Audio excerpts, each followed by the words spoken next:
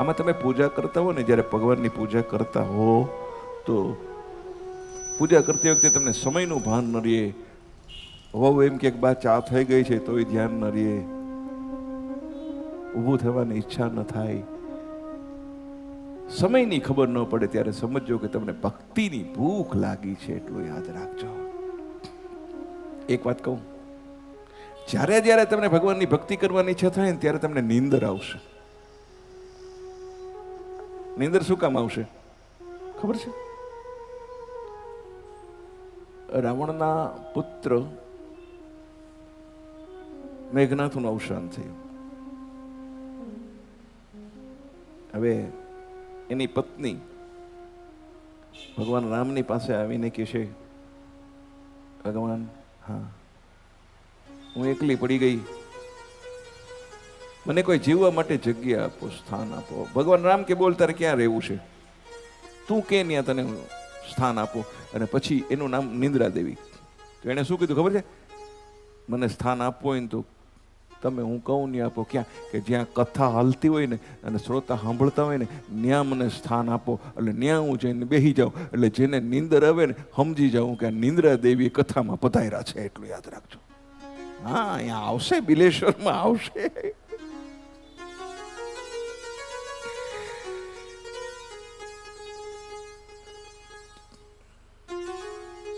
પ્રભુના નામનો જપ કરવા મને કીધું. મારા ગુરુએ મને મંત્ર આપ્યો, ઓમ નમો ભગવતે વાસુદેવાય. હું તો કહું છું ભાઈ, તમે કથામાં આવીને સુવો, મને કાંઈ વાંધો નથી, પણ આ આવો, અરે કાલનો ઉજાગરો થઈ ગયો, કથામાં ન જાઉં, નીંદર આવશે. ભલે આવે બાપ, હું તમારી પહેલી પૂજા કરીશ, તમે હુતાઈશું તો મને જરાય દુઃખ નહીં થાય. તમે હુઈ જશો તો હું એમ કહીશ કે આને ભજનની ભૂખ કેટલી, નીંદર આવતી હતી, ઝોલા આવતા હતા, છતાં પણ કથા મૂકી નથી એને. સાહેબ આવો, પધારો કથામાં. ઓમ નમઃ ભગવતે વાસુદેવાય. જપ કરવાનું કીધું. નારદજીને પૂછે છે કે નારદજી પૂછે છે એના ગુરુને કે મારે જપ કેટલા કરવાના? તો કહે છે કે જપ કરવાનું કામ તારું, ગણવાનું કામ ભગવાનનું. તમને બીજી વસ્તુ કહી દઉં, બહુ મોટા માણસો હોય ને, શ્રીમંત માણસો, એ માળાને બદલે હમણાં ઓલું મશીન લાવ્યા છે, ટક ટક. ખબર છે તમને વૈષ્ણવો કોઈને? ઓલો એક માળા થાય, ટક ટક. એ વૈષ્ણવો, તમને જવાબ આપો, તમારી ઉપર કોઈ ઊભું ઊભું ટક ટક ટક કરે તો તમને ગમે ખરું? ઈ મને કયો. હે, તમને ગુસ્સો આવે કે ના આવે? એમ ભગવાનની ઉપર તમે ટક ટક, એક ટક ટક હોય તો ઠીક છે, આખા દુનિયામાંથી બધા ટકટકીયા શરૂ થઈ જાય કાનમાં ભગવાનના, ટક ટક ટક ટક ટક ટક ટક ટક. અને પછી ભગવાન છે ને એની માળા ધ્યાનમાં ન લઈએ પણ એને ધ્યાનમાં લઈ લે. આ ટકટકીઓ બહુ થઈ ગયો છે. ટક ટક મત કરો, ગિનતી મત કરો, ભગવાનને ગણીને ના આપો.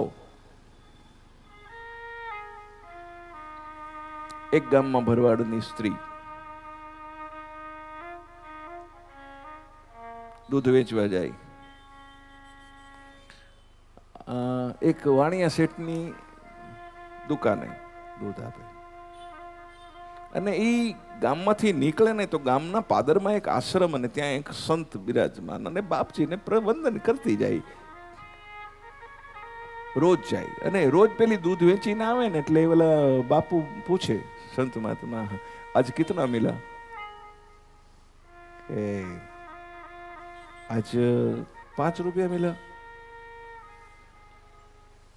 दूसरे दिन पूछे कितना मिला? कि बोला आज 7 रुपया मिला.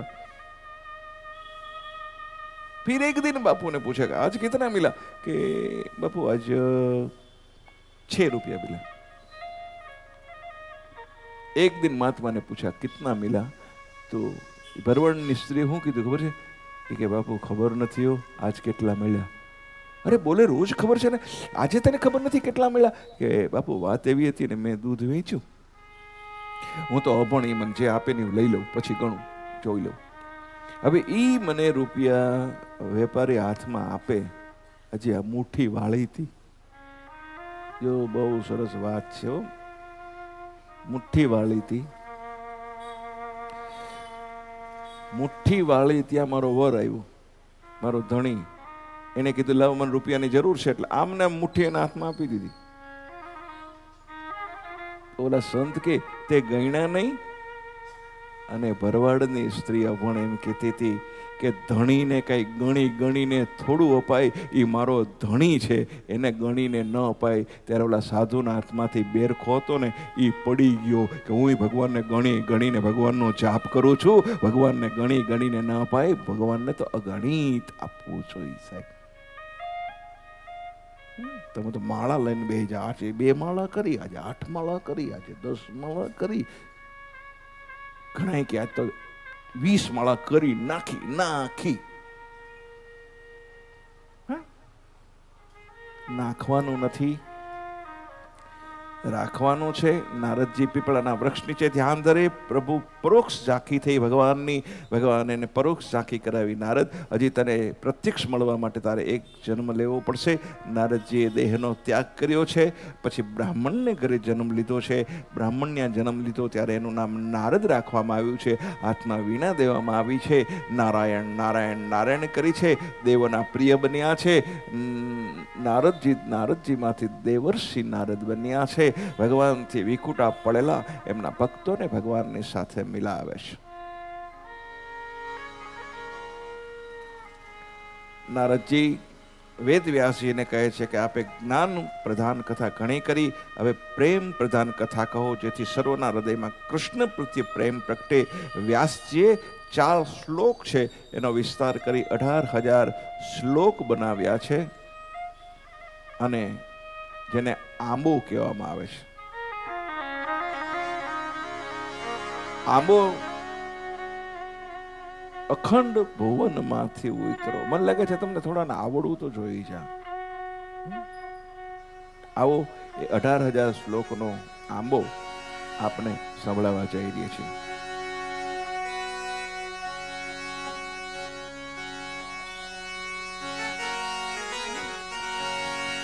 આંબો અખંડ ભુવન માંથી ઉતરો. આંબો અખંડ ભુવન માંથી ઉતર્યો. આંબો અખંડ ભુવન માંથી ઉતર્યો. આંબો અખંડ ભુવન માંથી ઉતર્યો. વ્રજ ભૂમિમાં બાનો વાસ સખી આંબો રોપિયો. આંબો અખંડ ભુવન માંથી આવો ઉતર્યો. તમે એને હું ગાઈ. નવરું મન છે ને શેતાનનું ઘર છે. અમે ગઈ એટલે તમને સમય મળે. ચાલો ગાઓ. આંબો અખંડ ભુવન માંથી ઉતર્યો. આંબો અખંડ ભુવન માંથી ઉતર્યો. આંબે વસુદેવજીએ બીજ વાવ્યા. આંબે વસુદેવજીએ બીજ વાવ્યા. ઓવા દેવકીજીએ ક્ષેત્ર પ્રકાશ સખી આંબો રોપી.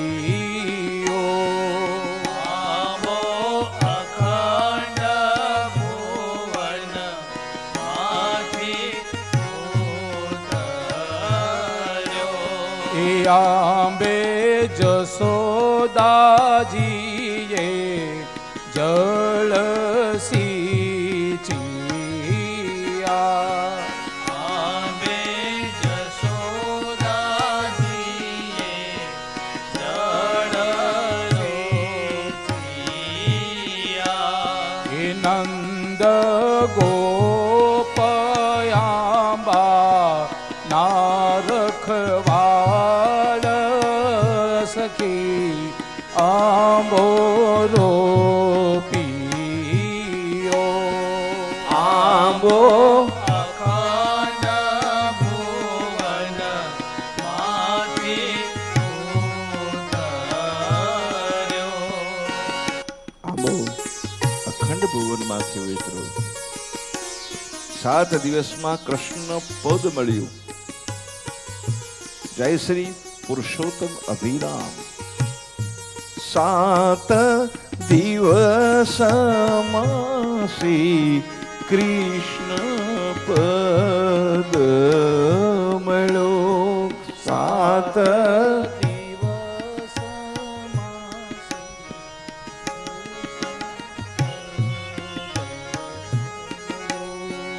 જય શ્રી પુરુષોત્તમ અભિરામ.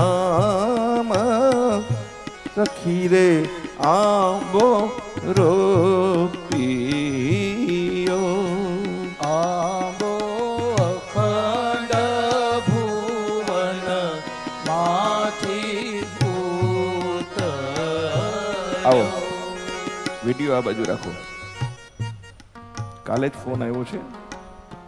બિલેશ્વરમાં તમારી જે કથા છે એ કથા રેકોર્ડ કરી અને એ કોપી મોકલજો.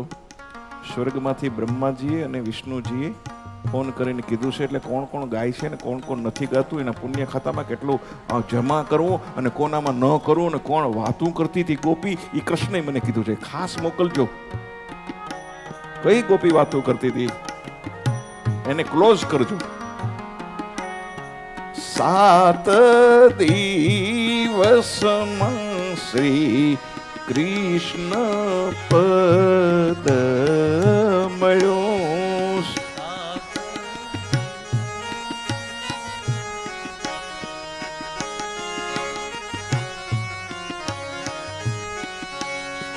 જય શ્રી પુરુષોત્તમ અભિરામ. સખી રે આંબો રોપિયો. આંબો અખંડ ભુવન માંથી ઉતર્યો. આંબો અખંડ ભુવન માંથી ઉતર્યો. કે આંબો અખંડ ભુવન માંથી ઉતર્યો. આંબાનો ફળ રાજા પરીક્ષિતે પાયો છે, જેથી 7 દિવસમાં પરીક્ષિત રાજાને મુક્તિ મળી છે. વેદ વ્યાસજીએ 18,000 શ્લોક 12 સ્કંદ 335 અધ્યાય 5,74,000 શબ્દોની રચના કર્યા. પછી વ્યાસજીને એમ થયું કે મારો આ ગ્રંથ લોકો સુધી મારે પહોંચાડવો છે, હું કેવી રીતે પહોંચાડીશ? એટલે એણે 4 શ્લોક લખી પોતાના શિષ્યોને જંગલની માલિકો મોકલ્યા છે. આ શ્લોક તમે જંગલમાં જાઓ અને ગાઓ. આ શ્લોક તમને જ્યારે ડર લાગે, આ શ્લોક તમને જ્યારે ડર લાગે ત્યારે તમે ગાજો. અને શિષ્યો જંગલની માલિકો જાય છે, શ્લોકનું ગાન કરે છે. ડર લાગે ત્યારે આ શ્લોક ગાજો. 2 મિત્રો જંગલમાંથી જતા હતા. એમાં સિંહે ત્રાડ પાડી ના એક રીંછ સામેથી આવતું હતું. એટલે રીંછ સામેથી જે આવતું હતું ને, એટલે એક મિત્ર હતો ને એ તો દોડીને ઝાડવા ઉપર ચડી ગયો, બીજો હતો જાડીયો પાડીયો.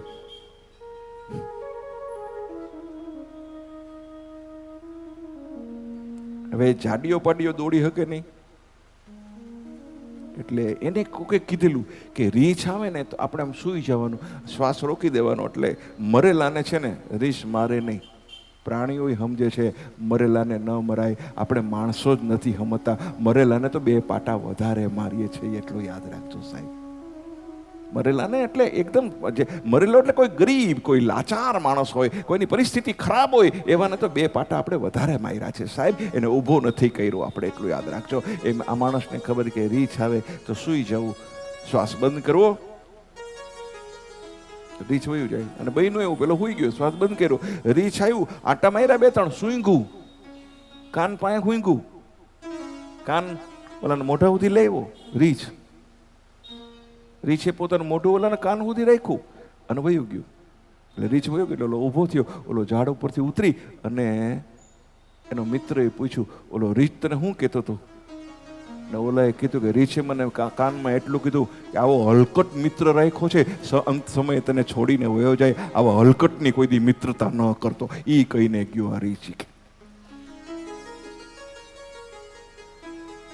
હલકટની મિત્રતા ના કરો. ટૂંકમાં એ વ્યાસજીના બંને શિષ્યો સુંદર મજાના શ્લોક ગાય છે. શ્લોકમાં લખ્યો છે, મોર નિર્વિકારી છે, કામ સુખને ભૂલનારો છે, તેથી પ્રભુની પાસે છે. સુખદેવજી સાંભળે છે. સુખદેવજી એટલે વ્યાસ ભગવાનના દીકરા. હું પાછી ચોખવટ કરતો જાય, નહીતર ઘણા તો કર આવે જે આવ્યું, જેના જે થતા હોય આપણે હું સાંભળો ને. ઘણા તો ખાલી દ્રષ્ટાંત જ સાંભળતા હોય, કથામાં હું સાંભળું છું. મારા દ્રષ્ટાંત આપે ને બહુ મજા આવે, મારા જો હસાવે છે ને બહુ મજા આવે છે. નહીં, હાસ્ય તો મારું ડાયવર્ઝન છે, હાઈવે તો મારી ભાગવત સપ્તાહ છે સાહેબ. કૃષ્ણ સ્વરૂપમાં સુખદેવજી મોહી ગયા છે. કહે છે કે આવા શ્લોક કોણે લખ્યા છે? બોલનાર પાસે જઈને કહે છે આની રચના કોણે કરી છે? કહે છે કે અમે તો વ્યાસજીના શિષ્ય છે. આ શ્લોકની રચના વ્યાસજીએ કરી છે. આ તો 2 શ્લોક છે, આવા 18,000 શ્લોક વ્યાસજીએ લખ્યા છે. સુખદેવજીને સમાધિ લાગી ગઈ છે. આનો ઉત્તરાધિકારી હું છું. પુરાણ સાંભળવાની ઈચ્છા થઈ છે. 12 વર્ષ પછી દોડતા દોડતા સુખદેવજી વ્યાસજીની પાસે આવે છે અને 12 વર્ષ પછી વ્યાસજી સુખદેવજીને છાતીએ ચાપે છે.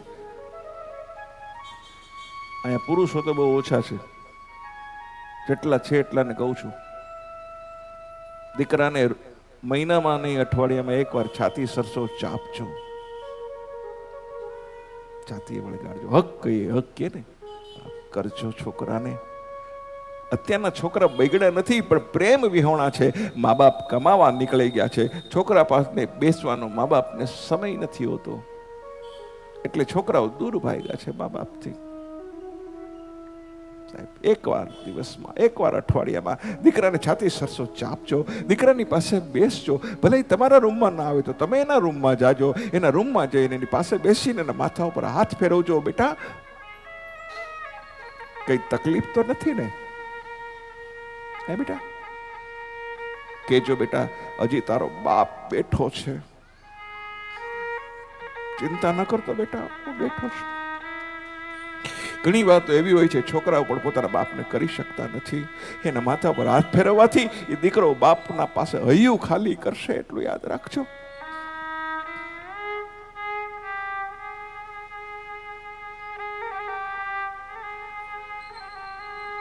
દરેક દુનિયાના પિતાઓ બચપણથી છોકરા બગડી ગયેલા નથી સાહેબ. જૈનમાં તો બગડીને નથી, જૈનમાં સંસ્કારી જૈનમાં છે.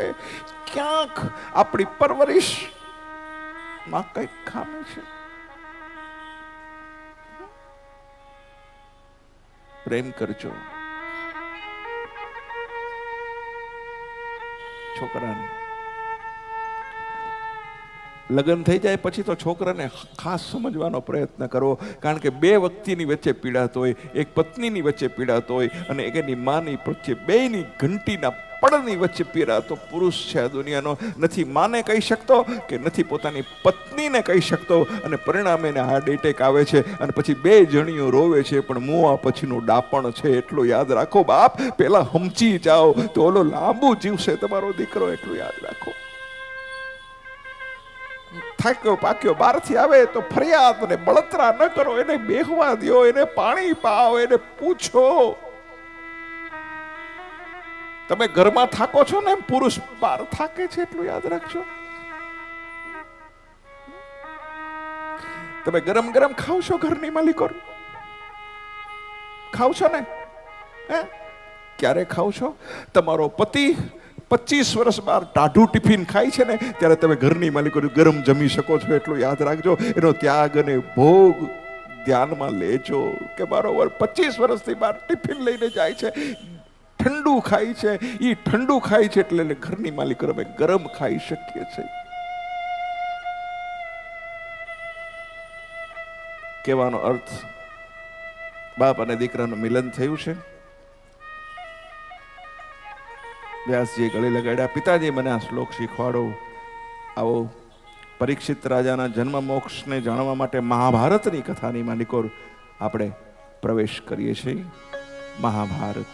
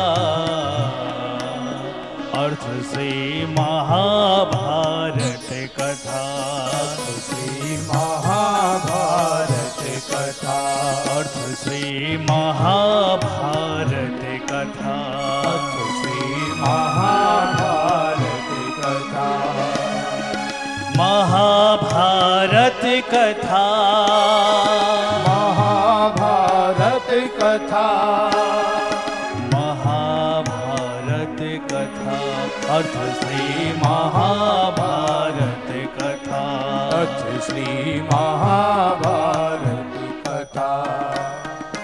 कथा है पुरुषार्थ की, ये स्वार्थ की परमार्थ की।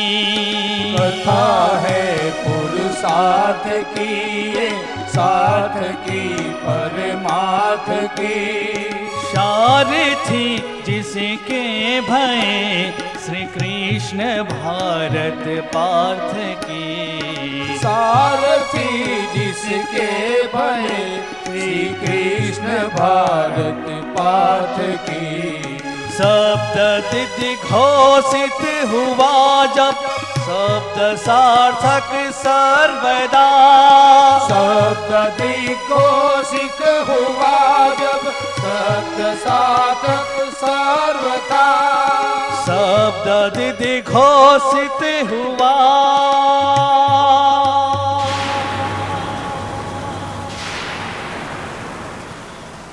यदा यदा हि धर्मस्य ग्लानिर्भवति भारत, अभ्युत्थानम् अधर्मस्य तदात्मानं सृजाम्यहम्। परित्राणाय साधूनां विनाशाय च दुष्कृतां, धर्म संस्थापनास्थाय संभवामि युगे युगे।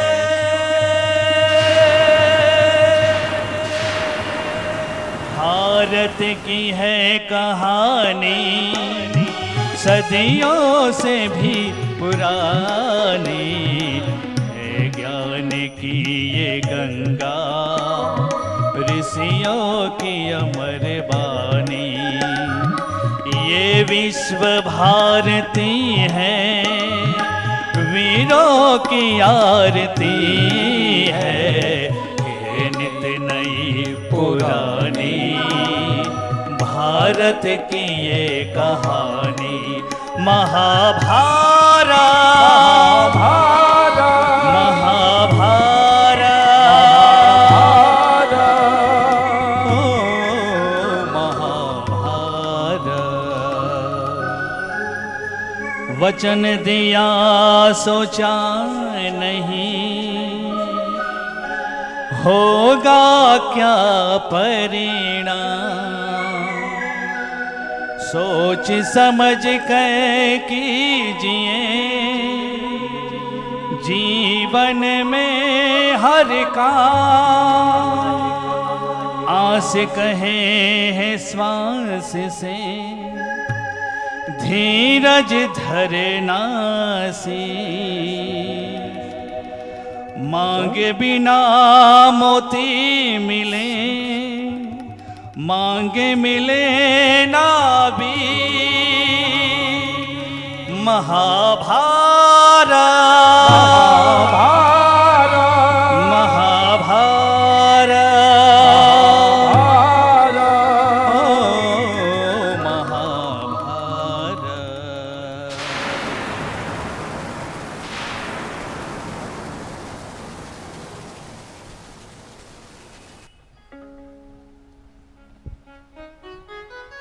वचन दिया सोचा नहीं क्या हुआ परिणाम, सोच समझ कर दीजिए जीवन में हर काम। બહુ રાજી થઈ જાઓ ત્યારે કોઈને વચન ના આપો, અને બહુ ક્રોધ આવે ત્યારે મહેરબાની કરીને નિર્ણય ના લ્યો। एक गलत निर्णय दुर्योधन का, दुर्योधन ની જાંગ તૂટી છે। વેરની અગ્નિની માલિકો દુર્યોધન બળી રહ્યો છે। દુર્યોધનને ખુશ કરવા માટે અસ્વસ્થામાં એને વચન આપે છે, દુર્યોધન હું પાંડવને કપટથી મારીશ। તેઓ સૂઈ ગયા હશે ત્યારે એમના મસ્તક ધડથી હું જુદા કરીને આવીશ। અહીંયા દુર્યોધને નક્કી કર્યું કે હું આવું કરીશ, અને ભગવાન તો અંતર્યામી છે, ભગવાનને ખબર ન પડે।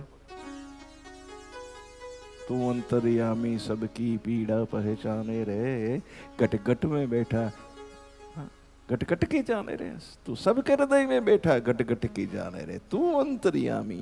भगवान ने बધી જ ખબર પડી ગઈ છે।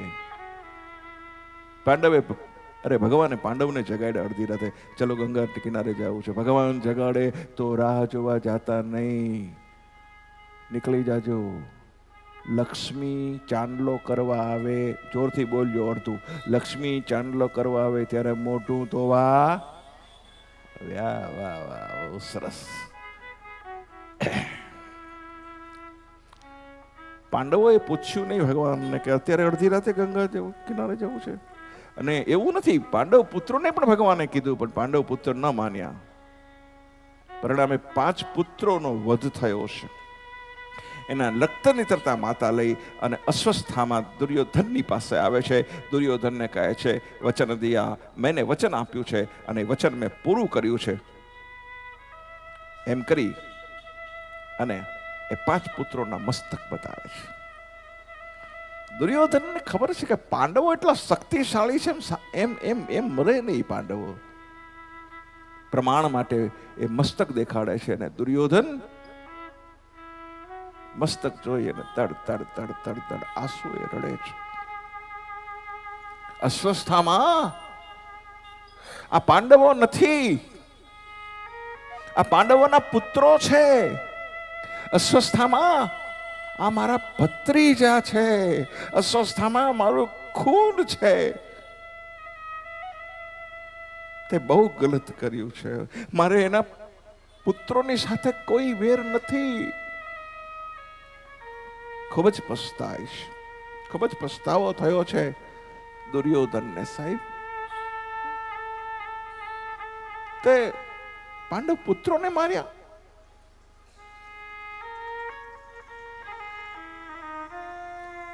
દુશ્મન પણ ખાનદાની રાખજો.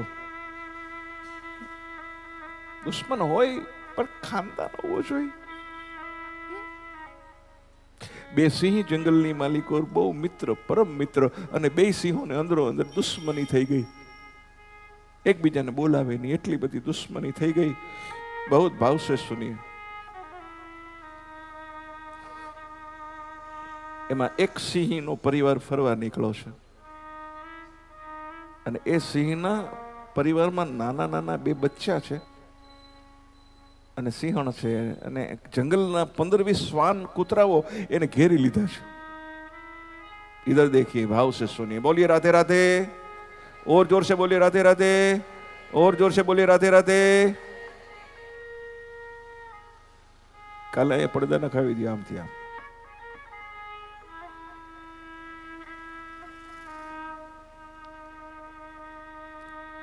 એક સિંહણ સાથે નાના બે બચ્ચા છે.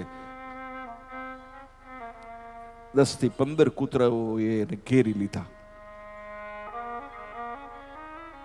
અને કૂતરા એનો શિકાર કરી જાય એ પહેલા તો પેલો જે દુશ્મન સિંહ હતો ને, આ સિંહણ અને એના બચ્ચા એના દુશ્મન મિત્રના પરિવારના હતા, પણ એલો દુશ્મન સિંહ હતો એ ત્યાંથી નીકળો.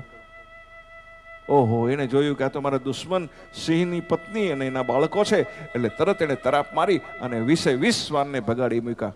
કોકે સિંહને પૂછ્યું, આ એક સંવાદ છે કે તારા દુશ્મનના સિંહ પતિ પત્ની ને બાળકો હતા, એને તે બચાવ્યા, એ તો તારા દુશ્મન હતા. અને ત્યારે સિંહે જવાબ આપ્યો, દુશ્મન સિંહે, કે દોસ્તી ભલે અમારી ગમે એવી હોય, પણ અમારી દોસ્તીની વચ્ચે કોઈ કૂતરા એનો લાભ ન લઈ જવા જોઈએ, કોઈ કૂતરા વચ્ચે ન પડી શકે અમારી દોસ્તીની. વાલીકોર સાહેબ, અમે સિંહોની દોસ્તી છે, અમે કાલે ભેગા પણ થઈ જશું, પણ વચ્ચે કોઈ કૂતરા ના આવી જાય. એમ તમારા ઘરના સંબંધોને ખરાબ કરાવવા વચ્ચે કોઈ કૂતરા ના આવે એનું ખાસ ધ્યાન રાખજો. પરિવારના સંબંધોને બગાડવા માટે અર્જુને નક્કી કર્યું છે કે આજે અશ્વસ્થાને હું મારીશ, મસ્તક ધડથી જુદું કરી નાખીશ. પકડીને લાવે છે. દ્રૌપદી કહે છે છોડી દો, એને મરાય નહીં. કારણ આપે છે કે પહેલું કારણ તો એ છે કે બ્રાહ્મણ છે, બ્રાહ્મણને મરાય નહીં, બ્રહ્મ હત્યા લાગે. બીજું કારણ એ છે તમારા ગુરુનો પુત્ર છે, ગુરુપુત્ર એટલે ગુરુ સમાન કહેવાય. અર્જુન વિચારે છે કે મારું તો બ્રહ્મ હત્યા લાગે અને ન મારો તો પ્રતિજ્ઞાનો ભંગ થાય. ભગવાન શું કરું? ભગવાનને પૂછે છે. કૃષ્ણ કહે, અર્જુન, બ્રાહ્મણનું અપમાન છે ને એ પણ એના મૃત્યુ બરાબર છે. જે સાત્વિક બ્રાહ્મણ હોય ને એનું તમે અપમાન કરો ને તો એ મૃત્યુ બરાબર છે. મસ્તક કાપવાની જરૂર નથી. એના માથાની માલિકો જન્મસિદ્ધ મણી છે, એ મણી તું કાઢી લે, શિખા કાપી નાખ અને કાઢી મૂક, એટલે મૃત્યુ બરાબર છે. અસ્વસ્થામાં તેજહીન બેનો મણી લેવાઈ ગયો એટલે શિખા કાપી છે. હવે સમજદાર હોય ને ટકોર જ હોય, હા, પણ અમુક મૂર્ખા હોય ને એને ગમે એટલે સમજાવો ને તો ન સમજે ને ન સમજે.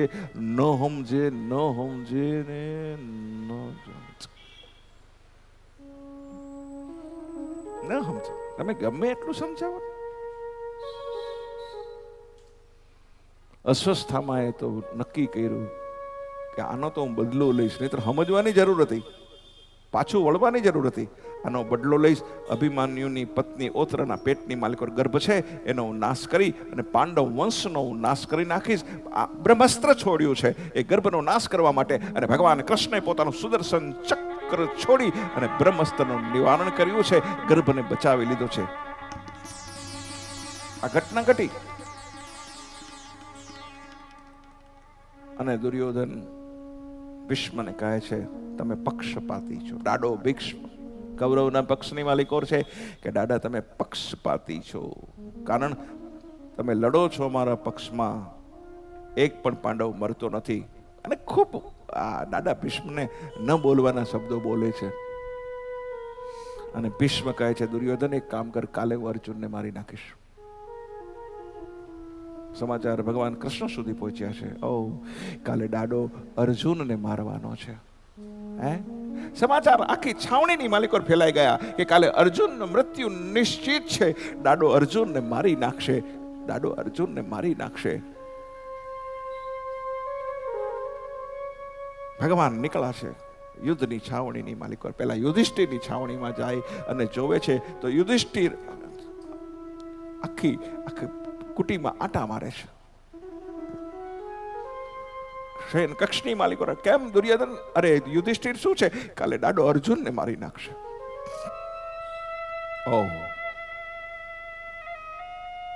ત્યાંથી સહદેવની છાવણીમાં જાય, શયન કક્ષમાં જોવે છે, સહદેવ આટા મારશે, કાલમાં એક ભાઈ ઓછો થઈ જશે.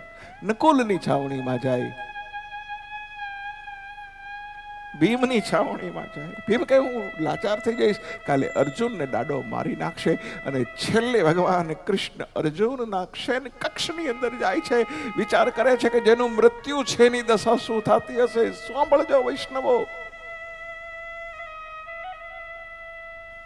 ભગવાન કૃષ્ણ પ્રવેશ કરે છે શયન કક્ષની માલિકો, જઈને જોવે છે તો શું જોવે છે, અર્જુન કસકસાટ સૂતો છે, સિર પર વેરી રહ્યો તને ઘેરી. ભગવાન અર્જુનને જગાડે છે. અર્જુન, તને કઈ ખબર છે? શું? દાદા ભીષ્મે પ્રતિજ્ઞા કરી છે કે કાલે તને મારશે, અને તું ઘસઘસાટ સૂતો છો, તને નીંદર આવે છે. સિર પર વેરી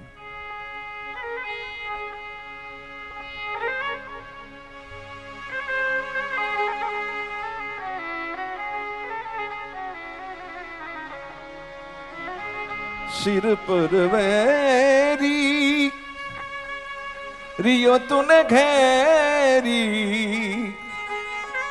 એ સુતા તને નીંદરા કેમ આવે રે, કરી લેને બંદગી આ ફૂલ જાવે રે, તું કરી લેને બંદગી. એ અર્જુન, તારી ઉપર મોત મંડરાઈ રહ્યું છે, સિર પર વેરી રહ્યો તને ઘેરી. સુતા તમને કોક એટલું કે ને કે કાલે તમારું મૃત્યુ છે તો આખી રાત જુઓ તમે, નીંદર આવે છે ખરી તમને? આવે? એ વૈષ્ણવ આવે? ખાલી અઠવાડિયાનો ટાઈમ આપે ને તમને, અઠવાડિયાનો ટાઈમ કે અઠવાડિયા પછી તમે જવાનું છે, તૈયારી કરો ડોશીમાં. તો ડોશીમાં તૈયારી તો ખરે, પણ હું મોત સુધારવાની નહીં, હગાવાલાને બોલાવે, છોકરીને બોલાવી લો મળી લો, છોકરાને બોલાવી લો મળી લો. ડોહાને કીધું 7 દિવસ પછી જવાનું, હા વીલ કરી લો, વીલ. છોકરા વાંયથી બાતે નહીં, એ વીલ નથી કરવું તારે. એ સુતા તને નીંદરા કેમ આવે રે, કરી લેને બંદગી આ ફળ જાવે રે, કરી લેને બંદગી. અર્જુન, તને ખબર છે? બહુ ભાવથી સાંભળજો. તને ખબર છે શું? કાલે દાદાએ પ્રતિજ્ઞા કરી છે તને મારી નાખશે. તને ચિંતા નથી થતી? તને નિંદર કેમ આવે છે અર્જુન? અને અર્જુન કહે છે, ભગવાન બહુ ભાવ છે સુનિએ, ને બે હાથ તમારા ભેગા થાય તો તાળી પાડીને આશીર્વાદ આપજો. જ્યાં જ્યાં તમને મજા આવે ને, તો શું છે, આ તમારી તાળી અમારા હૃદયનું છે ને તાળું ખોલે છે. અને બીજી તાળી એટલા માટે મેં કીધું છે કે નહીં ખબર નથી, પણ એ પછી કહું તમને એ વાત. અર્જુન, કેમ નીંદર આવે છે તને? દાડો કાલ તને મારી નાખશે, ખબર છે? કે હા ખબર છે, સમાચાર મળી ગયા મને મારવાના છે. કે તોય તું સૂતો છો? હા ભગવાન. કે ભગવાન એક વાત કરો, મને તમે પૂછપૂછ કરો, મને કઈ પૂછવા દો. હા પૂછ લે.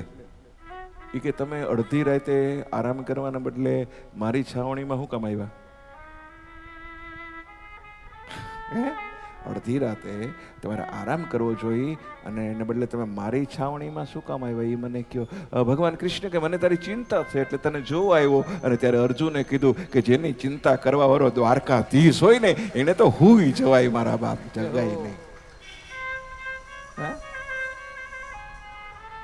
કા પ્રભુની ઉપર છોડી દો. વિશ્વાસ હોય તો પ્રભુની ઉપર છોડી દો અને ન હોય તો પ્રભુને છોડી દો. વિશ્વાસ હોય તો પ્રભુ ઉપર છોડી દો અને ન હોય તો પછી પ્રભુને છોડી દો. આમે માણસો ભગવાન બદલતો જ ફર્યો છે એટલું યાદ રાખજો. ભીષ્મ કહે છે અર્જુનને મારીશ.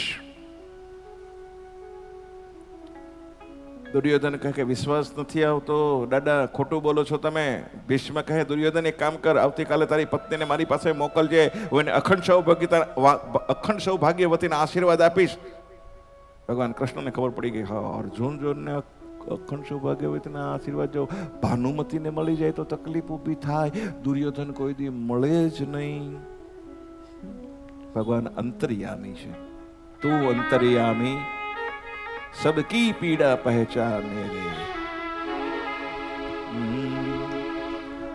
तू अंतर्यामी सबकी पीड़ा पहचाने रे, सबके हृदय में बैठा घट घट की जाने रे. कहीं धूप के रंग सुनहरे कहीं पे छाया है, किया वही जो तेरे को मन को भाया है. तू अंतर्यामी सबकी पीड़ा पहचाने रे, सबके हृदय में बैठा घट घट की जाने रे. तू अंतर्यामी सबकी पीड़ा पहचाने रे, सबके हृदय में बैठा घट घट की जाने रे. कहीं धूप के रंग सुनहरे कहीं पे छाया है, किया वही जो तेरे मन को भाया है. कहीं धूप के रंग सुनहरे कहीं पे छाया है, किया वही जो तेरे मन को भाया है. तू है भाग्य विधाता तेरे लेख से लेखे है, तू लिखने वाला है हम सब तेरे लेखे. तेरे लेखे है, तेरे लेखे, अरे तेरे लेखे है. અંતર્યામી સબકી પીડા પહેચાને રહે. હું કામ દુઃખી થાવ છો? તમારી ચિંતા કરવા વાળો તો દ્વારકાધીશ છે અને બિલેશ્વરને માનતા હો તો ઈ છે. બધા આગા પડતા હોય તો અહીંયા બેહું ને પગથિયે બેહીને રોવું. અહીંયા કઈ ગોર બાપા ના ન પડે બેહી રોવાની. અને દીકરીઓનો તો બાપ છે, આ એટલું રાખતો ભોળોનાથ છે. ભગવાને ખબર પડી ગઈ, દ્રૌપદીને કીધું દ્રૌપદી જાગો, ચાલો મારી સાથે. હવે એ પૂછતી નથી કે ક્યાં લઈ જાઉં છું, હું કહું એમ કરો, ચાલો. દ્રૌપદી ઊભા થઈ ગયા, ભગવાનની સાથે ચાલ્યા. કઈ બાજુ જવું છે? દાદા ભીષ્મના દર્શન કરવા. દાદા ભીષ્મની પાસે ગયા. દ્રૌપદી બોલતા નહીં, દૂરથી વંદન કરજો. જઈને દ્રૌપદી વંદન કરે. પગની પાલિકોર બેઠેલી પાયલોનો અવાજ આવ્યો. એ પાયલોનો અવાજ સાંભળી ભીષ્મ દાદાને એમ થયું કે ભાનુમતી આવ્યા છે. ભાનુમતી સમજી અને દાદો ભીષ્મ કહે છે અખંડ સૌભાગ્યવતી પ્રાપ્ત. મારો અંતે સમય જ્યારે આવે પ્રભુ, તમે રહેજો નયનની સામે પ્રભુ. મારો અંતે સમય જ્યારે આવે પ્રભુ, તમે રહેજો નયનની સામે પ્રભુ. મારો અંતે સમય જ્યારે આવે પ્રભુ, તમે રહેજો નયનની સામે પ્રભુ. મારો અંતે સમય જ્યારે આવે પ્રભુ, તમે રહેજો નયનની સામે પ્રભુ. સ્વર્ગ મળે કે ના મળે મને, સ્વર્ગ મળે કે ના મળે. મારે દર્શન તમારા કરવા છે, સ્વર્ગ મળે કે ના મળે, મારે દર્શન તમારા કરવા